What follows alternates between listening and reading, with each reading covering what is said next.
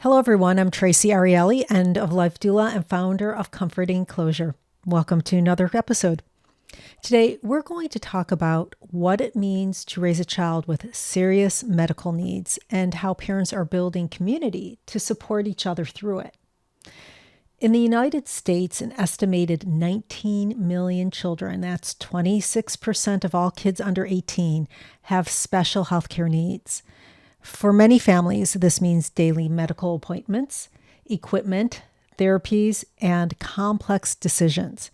It means living in and out of hospitals, managing uncertainty, and constantly advocating to be heard. Some of these children face conditions that are life-limiting. And for their parents, there's often no roadmap, just a deep need for guidance, support, and connection. Today, I'm going to be talking with Blair Young Whitworth, a parent champion at Courageous Parents Network, whose son Bubba was born with neurological challenges and died just over a year ago. And from Dr. Chrissy Salley, a pediatric psychologist and director of clinician engagement and outreach at Courageous Parents Network. Courageous Parents Network is a non-profit organization that helps empower those people caring for children with serious medical conditions. Together, we're going to talk about what it's really like to be thrust into the world of medical care, often with no warning and little support, and how palliative care and peer connection can make that world more bearable. So grab a warm drink, find a comfortable seat, and join us for the conversation. Blair and Chrissy, welcome and thank you both so much for being here. Thank you for having us, Traci. First off, I'd love to know, when someone asks you what you do or why you do this work, what do you say? What was the journey that brought you here? So when somebody asks me what I do is, first off, I say is I obviously work for Courageous Parents Network as a parent champion using my lived experience as a parent. But I also say I am in a position to help other families create a better life for themselves. And I always say, create a better world than the one you left it in, I guess. But I always want to make things a little bit better, a little bit easier for families who are going along the same journey that I was once on with Bubba. And really, my whole focus is trying to create a better life for our children that we have and give the families the supports that they need to be able to feel like they can create this amazing life for their child in the hardest of situations, but also help educate our clinicians on how they can help support families that are in these situations and give them a lot more guidance to give these parents a lot more comfort and support when raising our children. Traci, I come to this work through a different pathway than Blair. I'm a pediatric psychologist. In the early days, I was inspired to dive into this as a career for myself after having known a teenager who passed away from cancer and her parents. And I had the opportunity to watch her parents and sibling move on and see how they could survive and thrive even beyond this grief and this hard time that their family went through altogether. One of the things that they had named to me as a source of support was a pediatric psychologist. And at the time, I was really young. I didn't know what that was, but something clicked, and I felt like this is the path that I wanted to take as I did some more research into the career path. And that's really how I started and why I started. But what keeps me going now is meeting with all of the families that I've been able to speak with over many years now who are traveling maybe different journeys, but struggling with some of the same challenges and benefiting from similar types of support. I'd love to talk about Bubba. What do you want people to know about him? I would say I want people to know that I think when they looked at him and he was a child with quadriplegic cerebral palsy, that a lot of times when you look at a child like that, you think their life is not it can't be fulfilling, because of their medical impairments. But I want the world to know that he lived such a vivacious and full life, and he was able to do that in spite of all of his medical needs that he had, and he was able to create his own path in the world, and he was so happy and so full of joy. um there were so many special things about him, and he was able to teach so many people in the world, and he was able to do that without ever speaking a word. He had so much resilience, and it was amazing to watch him connect with people, and the impact that he has had on so many people, whether it's in their personal life or their professional careers, has been extremely profound. And so I'm really happy about that. But, a child like Bubba who lives, 10 and a half years can have a really full life that is filled with so many beautiful moments in and outside of a hospital. Yeah. I know that his diagnosis came as a shock. And when we last spoke, you described it as being, as you being drop kicked into a new world. Can you take us back to that moment and what those early days look like for your family? Yeah. So Bubba was born premature. And so he spent time in the NICU and really ultimately ended up thriving in the NICU. And we were able to bring him home. They did not pick up on anything there that they would suspect, really anything wrong other than him being, 2 months premature. So, kind of about 6 months is when we started to see a lot of his symptoms, including seizures, and really significant developmental delays. And it took almost a year for us to get that official diagnosis, which was really frustrating. So we were expecting a really difficult diagnosis that was coming as we saw him progress throughout this year journey of searching for a diagnosis. And so once we got it, we knew it was going to be profound. They went into it and originally thinking that he possibly had a stroke because he was premature. So that's kind of what we were expecting when we were going into his diagnosis. And the doctor said to us verbatim, or said to me verbatim on the phone, it's much worse than we thought, which isn't a great way to deliver a diagnosis. And so he ultimately diagnosed Bubba with a super rare neurological condition called neuronal migrational disorder with cortical malformation, which is an umbrella term for a series of brain malformations that happens in the first 6 to 8 weeks of embryonic development. And we later found out it was due to a gene mutation. And it was all super, super rare. So when that doctor gave us a diagnosis, I said, "Can you explain this to me more?" And he kind of kicked me over to the nurse practitioner and was like, she might be able to explain it better. So she kind of walked me through it and kind of gave me some words of hope, which said, she said, "He'll show us what he can do."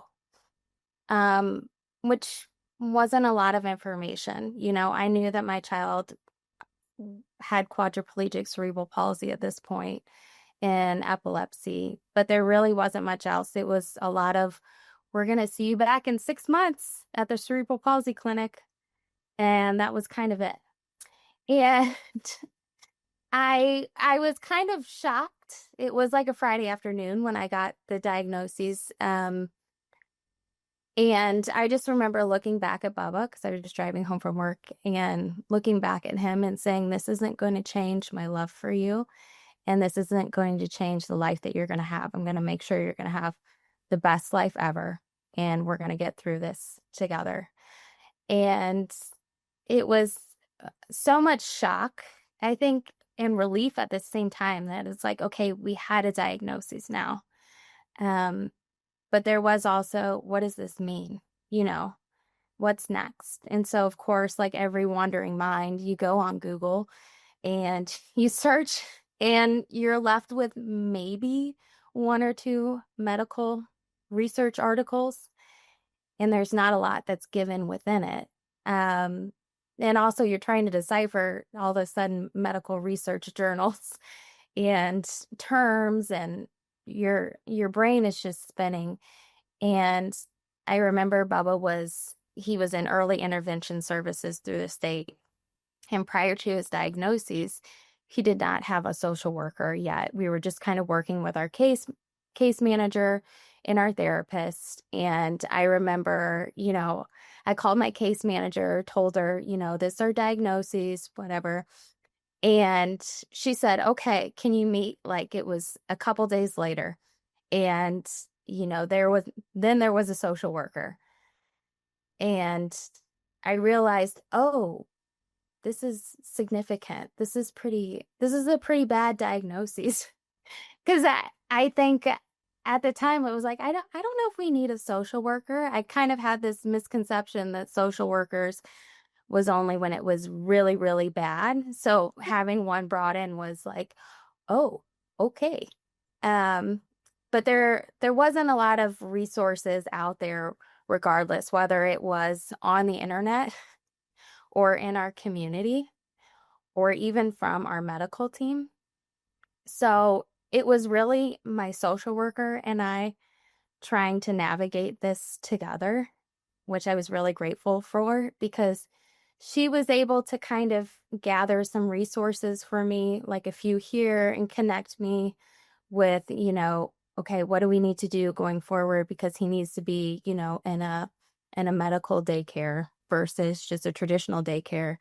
But that also means getting him on a Medicaid waiver. And that whole process is overwhelming in itself.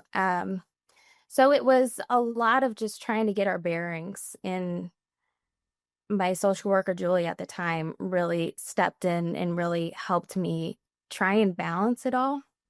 And also, she was there for me as, an emotional support to really navigate this all, because I felt like I was just in survival mode, trying to balance the, all of the therapies with early intervention, with the outpatient that we were doing as well, trying to navigate the insurance systems, which was not fun, and trying to balance just work as well with daycare on top of that. For me, I've always been Bubba's sole provider, financially, physically, everything. So it was a lot for one person to really take on. And it was just kind of like I was thrown out there with no guidance on, this might be what your child encounters.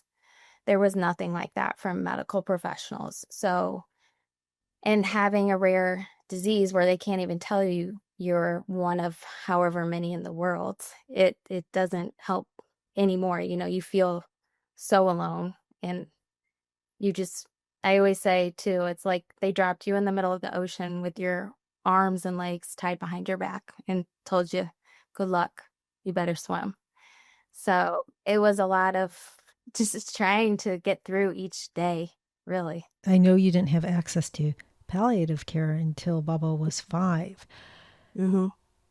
which made a big difference. What do you wish had been different during those early years, and what changed once you got into palliative care or had that access? I think I wish palliative care would have been referred to us right as we got that diagnosis. Because, like I said, there was no guidance, nothing from our medical system at all that was supporting us. And, I really had to fight for him to get a feeding tube, which was really hard, because I felt like my voice was just being drowned out, and they weren't listening to anything that I was saying, that, he's choking and aspirating while he's eating. He's, not gaining weight. He was, 20 pounds at 3 years old, just skin and bones. And And I was doing my research as best I could on the internet. I'm like, I'm pretty sure he should be eligible for a feeding tube. And I just kept getting pushed away. And I think it was kind of taken as, well, you're just kind of a crazy mom, which is what a lot of us medical parents face when we're advocating for our kids. So I was finally able to get Bubba a feeding tube, thankfully. But it was still a lot of it. The hospitalizations got greater in those next few years. And again, I didn't really have a lot of support within our medical community on where he was going next. And ultimately, palliative care was brought in by our pediatrician at the time. And she recognized that even her and I were needing support in Bubba's care, that what we were doing everything we could to advocate for him.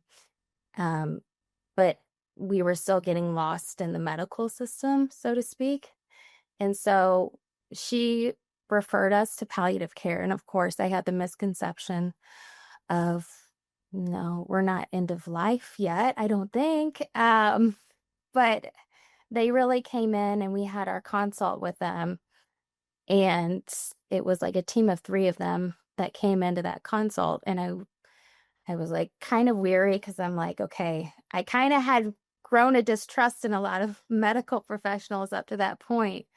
But I was like, okay, I'll let you show me what you're going to offer to us. And they really, really became one of the most significant teams in Bubba's care, because throughout the years, as we saw, with his disease progression and the numerous hospitalizations, they were always there. Whether a medical decision had to be made at that point or not, they were also there to support me as Bubba's mom and help me kind of talk about Bubba and who Bubba was, and help me figure out, what I want for Bubba in his life, what the quality of life looks like for Bubba, and what that means for our goals of care. And so they were always there with me, even if it's just a stop in, just to see how I was doing as a parent, and after, a long day in the hospital, and, what they can do for me and, support and empower me.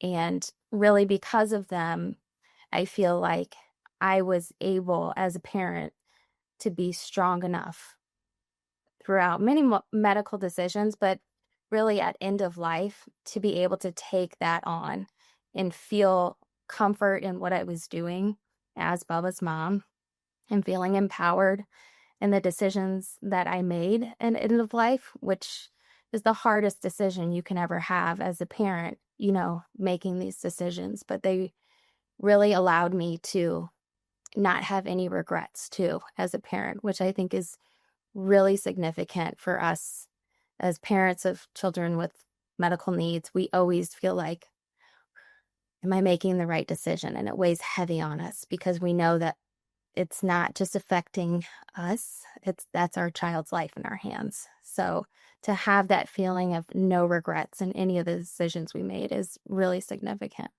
And I love how you mentioned your distrust, your distrust of pediatric palliative care. And hey, my son isn't dying yet, because we do have a misconception, even as in adult care, that palliative care is hospice, and they're 2 different things. Yes, both of them are a team. It's not, both of them are a team of people who are going to help you.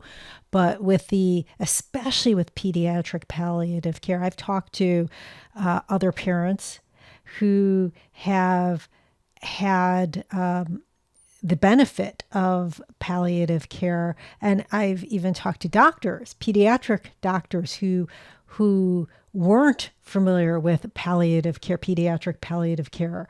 And all of them say the same thing, just like you.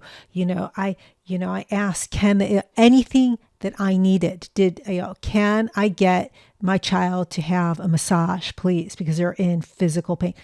Done. Can I have this? Done. Can we have, every single thing that the family needs and that child needs, that pediatric palliative care team is there to help you get it, to make things happen.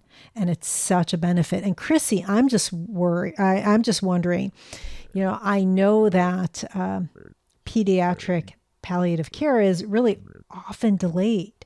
What are some of the barriers that people go through in order to get it for their child? It's such a good question, and it's something that we struggle with all the time, this point of advocacy for pediatric palliative care, and why isn't it delivered sooner? I want to mention, as I listen to Blair telling her story, you can hear the tremendous need state of a parent, especially early on, right? So she named needing information, honest information delivered with compassion. She mentioned needing more information and knowledge about the condition and guidance for that she went searching for on the internet, which is pretty common. We call this sometimes anticipatory guidance, right? Like, so parents want to anticipate about what's down the line, whether it be a week from now or 5 years from now. They're looking for good information so that they can plan and think forward and wonder about the possibility for their child. She mentioned needing support, which wasn't just given right away, right? She got that through a social worker, through a case manager. It took a minute before she was able to get that support. And then she also mentioned needing a space to advocate for her child. She intuited that Bubba needed a feeding tube. And parents have great intuition and great knowing, and they really do need a safe space to advocate and for their voice to be heard. And so when you ask that question, like, what's up with the delay for pediatric palliative care? I have the same question, because pediatric palliative care is a complement to all of those areas of need that Blair described and I just summarized, that parents need information delivered with compassion, honest information, ideas about what's to come from a medical perspective, what can come from a sense of wonder and awe and joy planning for your family, and a space to advocate and make the decisions that you want for your child. I think that pediatric palliative care as a profession is still fairly young as a medical subspecialty, right? So just the past few decades that it's really grown. And because of that, we have pockets where there are strong palliative care teams in pediatric hospitals, and then other places where there may be no one that specializes in pediatric palliative care. So that's one issue, is that we do still have a major access problem. You can also access it sometimes through community-based hospices, but again, that's still kind of far and few between. So that's one barrier. Another major barrier, which Blair raised, is this misconception that palliative care is synonymous with hospice, and it just isn't. You can get palliative care when you also receive hospice services, but you can get palliative care separate from hospice. Oftentimes, the two terms are grouped together. People will talk about a palliative care and hospice program, for example. And I would love to see those terms separated more often than they're combined, just to maybe end that pairing of the two, so they aren't seen as the same. That misconception isn't just from the general public, however. It's even among healthcare specialists.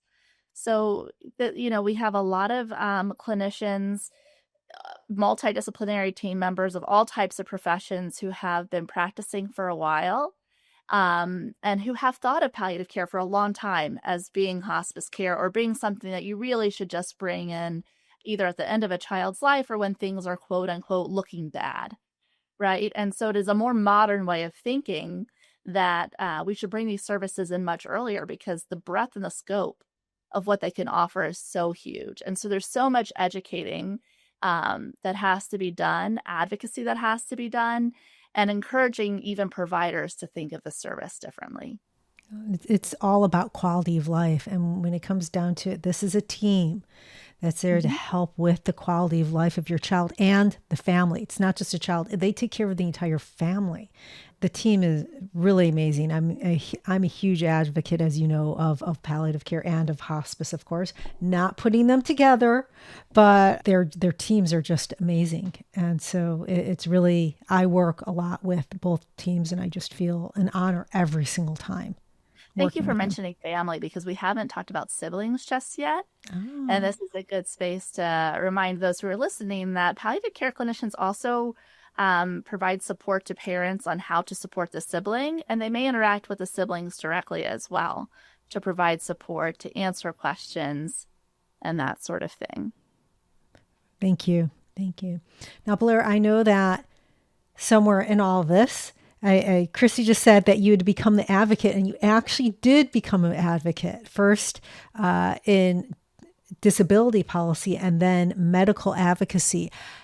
How, I know why that happened, but what did you have to do to gain that knowledge, that experience, and how did it shift how you showed up for Bubba? So I initially was just kind of done with the lack of supports that Bubba was receiving in terms of a lot of times in terms of state services. And I think the frustration really grew through the years in trying to navigate all of this, including, the Medicaid perspectives, and then, becoming friends with other medical families and, realizing we're all in the same boat. We're all struggling. And there's really not a lot out there for, at least in the state I was in Missouri at the time, in terms of advocating for our children in the governmental world. So I really did a lot of research, and I found the Missouri Department of Developmental Disabilities, and they had a program that's called Partners in Policymaking. And you apply for the program. It's for parents of children with special needs and people living with disabilities themselves. So it's really, it's a program. They like to say it's almost like a master's in disability studies on steroids. So I was really, really grateful to be accepted into that program.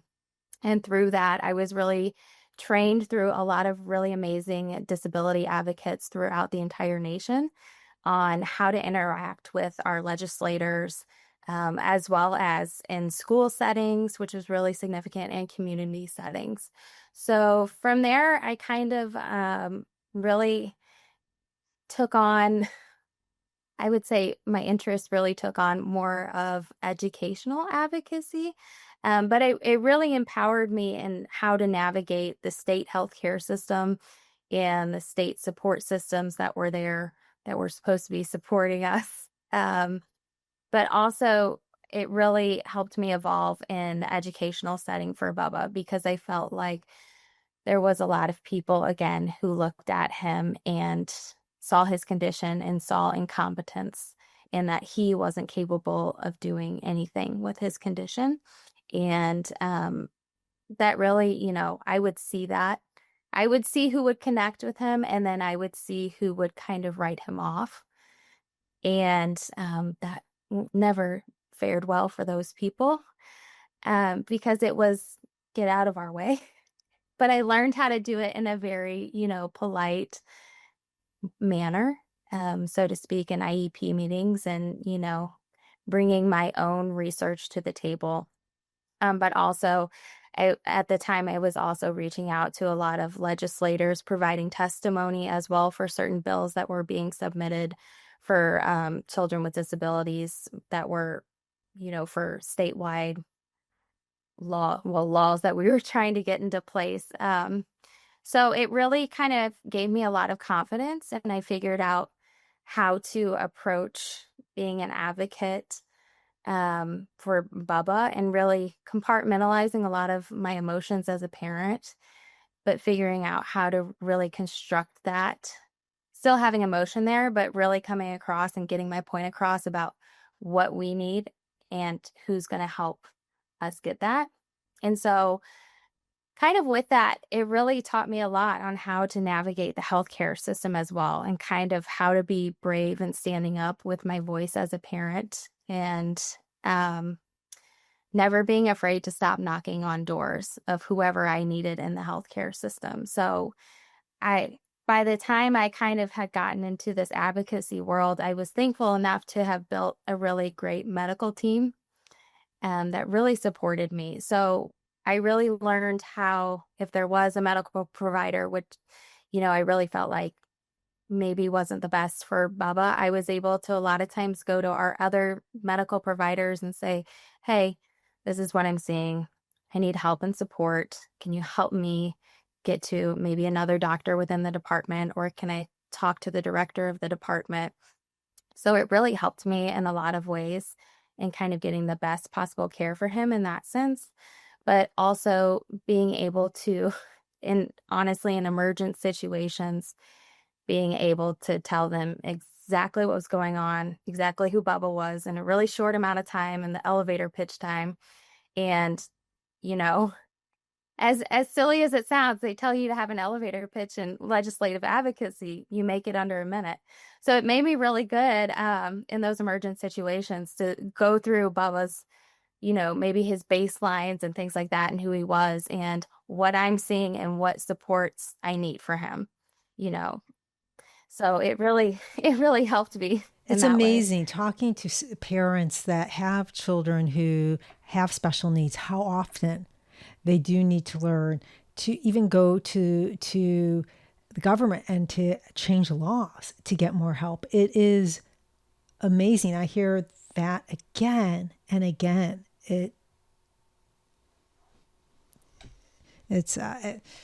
So I'm glad that you're doing that, and I'm glad that you did that, and I'm glad that you're supporting other parents and learning how to do that. Now, I know that grief and purpose, they often sit side by side. That's why I became an end-of-life doula. I know that's why you're doing what you do. It's been a little over a year since Bubba passed away. How are you holding both your grief and your purpose right now? I think the grief, obviously, I think it's the driving force behind our purpose. A lot of times it's a way for us to heal, or heal as much as we can and honor our children as best as we can. And, I have good days and bad days with grief. And a lot of what kind of brings me out of hard days is knowing that I am doing work within Courageous Parents Network that is supporting other families and educating clinicians. And it really kind of propels me some days where it feels like it's hard to get through the day. It really helps me keep going and keep that purpose in mind, that I'm not only doing this for Bubba, I'm doing this for all of the children that are facing similar paths that he was on, for all the families. And I had a cousin who was born with a rare genetic condition as well, and passed away just shy of the age of 2. So I'm able to also honor her as well, which is really special because I'm able to kind of take this family line and this connection that I have with my aunt and say, I'm doing this, because I saw the grief that you went through and now I'm living it, but I'm doing this for us, for Bubba and Chelsea. And, it's really powerful to be able to do that. I know I probably one of the more outspoken moms that kind of goes through these these events with a child with complex medical needs. But really, as I was waiting for the funeral home to come pick up Bubba's body and our hospice nurse was there, I just looked at her and I go, what's next? How can we help other families? I want them to feel this comfort and support like you guys gave us, but I want them to be able to know that they can do this. So it really, it came from Bubba's final moments, that energy to really, take this grief and everything we went through and propel it forward and really create a lot of purpose out of Bubba's life. Thank you for honoring him this way. Now, Chrissy, I know that Blair has just completed her first year as a parent champion. Congratulations, Blair. For those who've never heard of the program, can you describe it? Can you talk about it a little? And can you talk about why it was created? Yeah, so at Courageous Parents Network, one of the things that we hold dear, as you've heard, is pediatric palliative care and the promotion of that, and thinking creatively about ways to get the word out on the potential benefits of pediatric palliative care for families. But in addition to that, we also love sharing the family lived experience in all different kinds of ways, the other needs that families have. And some of those have been named today, this idea of advocacy, share, the social support, peer support, family support, all of the psychosocial things that come up for families over time. And so what we have done with the Parent Champion program, which is now in its second year, is curated through an application process a group of families who are willing to join us in our work at Courageous Parents Network by sharing their stories to educate others, which is other families, as Blair has mentioned, and also clinicians on the lived family experience, families' needs, what helps, what isn't so helpful, and also to talk about the role of pediatric palliative care and their families' caring process. And so it's been really wonderful. I'm a psychologist. I've worked with a lot of families who have children with medical complexity. And I can go out, and I do go out and speak to groups of clinicians all the time about the benefits of palliative care and how best to support families. But there is nothing like hearing it direct from a family who's been there. And parents have such a powerful voice. You mentioned, Traci, earlier the amazing things that happen when parents go to legislature and do advocacy there. And I have said, if you want to get something done, ask a parent to do it. They're the ones who get the work done. And so in our travels, we want to bring parents along. They personalize the story and they bring the human touch, of course, which is priceless. But clinicians and other families really listen. They really want to hear from someone who's been there because they are the expert on the experience. So we're thrilled to be offering this Parent Champion program. We have 5 parents this year and additionally a few other parents that rolled in as taking more of a leadership role from the year prior. And we are going out virtually and in person across the United States, taking the parents with us and sharing stories, just like Blair's and Bubba's. That's amazing. I know that the work that both of you do is really emotionally, or can be emotionally draining. What kind of support do you provide parents, these advocates, to make sure that they're okay, that they're taking care of themselves also? That's a great question. So we start by doing an in-person training, which is over the course of 3 days. And we think this is really important because our world's completely virtual. All of us work virtually at Courageous Parents Network, including the parents. We're all scattered throughout the country. But that in-person starting point is essential, I think, for connection and just humanizing the entire experience, putting everybody in the same playing field. So that's the parents plus us at Courageous Parents Network that are staff and lead the program. And maybe in a minute, Blair can speak to what that's like to meeting with the other parents in person and us in person. But I don't think there's anything that we could have done virtually to match what that experience is like. We spend the whole day together. We have meals together. We do training together, and it's really beautiful. After that, there are monthly scheduled meetings with all of the parents and CPN staff members to continually train and help them hone their skills. What we want them to feel as confident as they can as they go out and do the work with us. I'm already in awe of the parents. I think they're experts and all they have to do is talk. And I'm just, I know that it's making change, but we talk about things like how to deliver things. Blair mentioned the 1-minute pitch. So what's your 3-minute pitch if that's all the time you have? What's it like to develop a 60-minute more like didactic learning presentation for clinicians and staff at a hospital? What's it like when you speak at patient organizations versus facing a group of doctors or a group of child life specialists, right? So we're hoping to help them feel confident in their skills. And then even though we are working virtually, I hope that we It's known that we have an open door policy, an open virtual policy, so they can contact us outside of our regular scheduled meetings all the time. And we have one-off meetings for everything we do to prepare. So there's a lot of contact, I'd say, that we hope is supportive. I also try to check in with parents after we've done something together. So maybe I text them right after or the next day. I say, I hope you're feeling okay about what happened yesterday in this presentation. Is there something you'd like to share? What can we learn together from this? And sometimes we bring those stories into our meetings. We can all debrief together because we're learning together. I love that you have such an emphasis on education, how to do this, how to advocate, because most people, period, don't know how to do that, let alone parents who are going through this. That power, that knowledge is so empowering, right? And I think it's just as good as any of the, hey, let's self-care, take it, have some respite care. I think that the empowerment is just as, if not more important.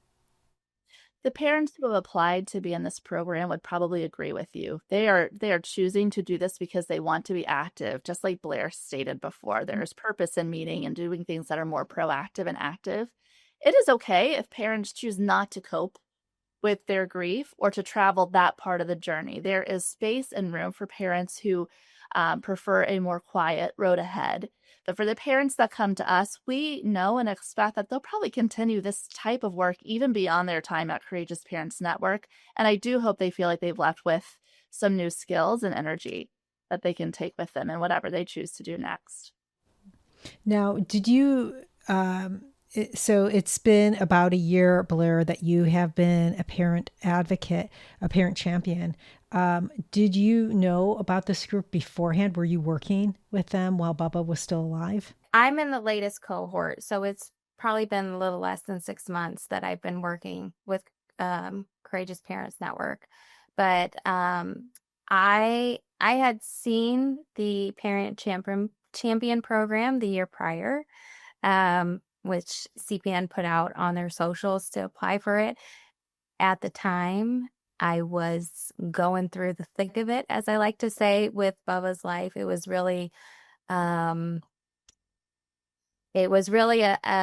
really tough time. I had just had my daughter, and Bubba was officially, in those end of life stages. So as much as I, saw it and was like, oh, I want to be a part of that program, I knew for me in that moment, obviously, not a reality.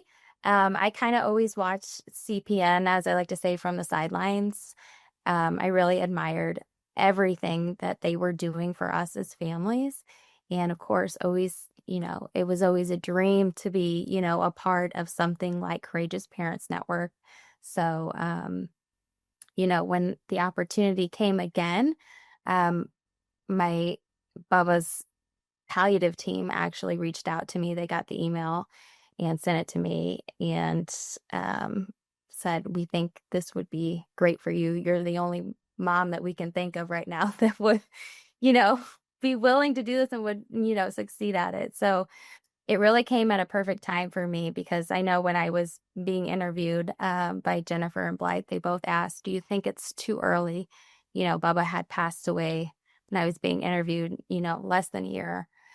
And, I said, no, I don't think so. I was gung ho. And so I'm really happy I went for it, and really happy to connect with everybody at Courageous Parents Network. It's amazing. Now, I know a lot of parents, we talked about how parents don't realize they can ask for palliative care, or that there's even the Parent Champion program available.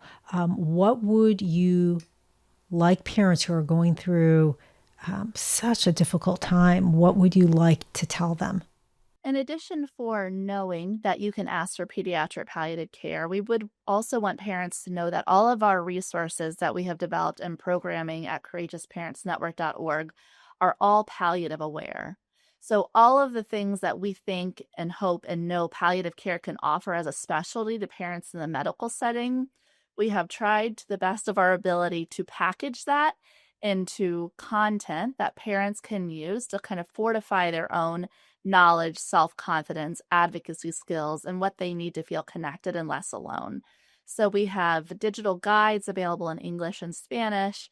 We have over 700 video clips of people who have been there. It's a lot of parents, but it's also grandparents, aunts and uncles of these children, siblings, and many clinicians who talk about all of those psychosocial issues that are common along the family journey. We also offer some digital tools like one called NeuroJourney. You can find that at neurojourney.org. That is a tool for families who have children with severe neurologic impairment, very similar to Bubba's experience, that helps families get that anticipatory guidance they're looking for. Jennifer, who Blair mentioned earlier, is a member of our team, and she says to me sometimes, she believes parents can develop a palliative muscle. And this is a concept I'm really learning from her about what we think that might mean. So even if you don't have that palliative care specialist right next to you, we think you can develop skills to ask the right questions, to get curious, to advocate, to put forth what matters most to your family, and get what you feel your family and child need. I absolutely love everything that you're doing because, as I said, it is empowering people to be able to take care of themselves and their loved ones, which, as we know, our healthcare system is really suffering right now. Not because of the doctors or the nurses. There's a whole bunch of stuff going on, as we all know, and has always been going on. But to be able to empower people to take care of themselves, to know what to do, is the best gift we can give people, really. So that's amazing. How can people learn more about the Courageous Parents Network? And if people want to get involved, where should they go? Yeah, great question. So everything that we do can be found on our website, which is courageousparentsnetwork.org. There you'll find all of our digital resources and our programming, which includes monthly live programming. Actually, we hold a monthly webinar, which features parents and clinicians talking about all kinds of things that are relevant to caring for children with medical complexity. You can also email us directly, connect@courageousparentsnetwork.org, to share your story, to say hello, to ask if there are ways, what we have available at the time for involvement. We will reply to you. And certainly we welcome people to follow us on social media. We're on LinkedIn, Facebook, Instagram, and Blue Sky, where we find that we have a beautiful community. We share things that are happening, and we show new resources as we have them developed. Wonderful. Well, Blair and Chrissy, thank you both so much for joining me and for sharing not only your knowledge, but your heart. I really appreciate it. Is there anything you want to leave listeners with before we leave today? That's a good question. I would say any parents that are out there that have self-doubts, being the parent caregiver, and I know it's hard in the medical world to feel like you're not as educated maybe as the clinicians, but you really are the expert in the child. You know your child so well in and out, and don't be afraid when you see something to say it to professionals and stick with it. If you feel like you're not getting the support you need, just keep going. You really do know best. You have that intuition for a reason, and you will never let yourself down if you follow that intuition as a parent. Wonderful advice. I think Blair said it best. Well, thank you both. Listeners, if there's one thing I hope you take away from today, it's this. No parent should have to navigate serious illness or complex medical care alone. What we heard from Blair and Chrissy is that connection matters. When you're dealing with a complicated diagnosis, difficult decisions, and constant medical appointments, having another parent to talk to, someone who understands the system and the stress, can make a real difference. Palliative care isn't just for the end. It can also be a source of support and relief much earlier in the process. And groups like the Courageous Parents Network and their Parent Champion program exist to make sure families don't feel so isolated while figuring this all out. Thank you for joining us. If you have any questions, please comment below or reach out to me directly. And if you found this conversation to be helpful, please like, share, comment, and subscribe. This is Traci Arieli from Comforting Closure, wishing you peace and comfort in your journey. Until next time, take care.